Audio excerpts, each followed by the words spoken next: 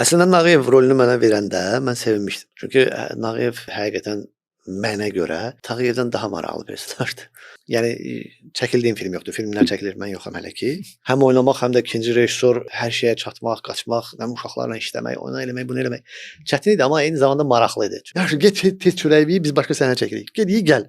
Aktyor kimi mən ümumiyyətlə özümə baxmağı çox sevmirəm. Özümə baxanda çox şey oluram ki, düz eləmədim. Bu həqiqətən belədir ki, pul ən yaxın dostları belə, doğma qardaşı da belə bir-birinə düşmə eləyə bilər. Şərikli mal bir şeydir. Mən başa düşürəm ki, yəni daha çox aktyor texnikasını, aktyor bacarıqlarını sərgiləyə biləcəyin obraz olsun ki, belə gəlib olanda ondan çıxmaq olmur da, yəni. Necə sən bu filmdə yoxsan? Deyirəm, başa düşmürəm, olmalıydım ki. Sən bütün filmlərdə varsan da, deyirəm hansında baxmaqla öyrənmək olsaydı, itdən yaxşı qəssab olardı.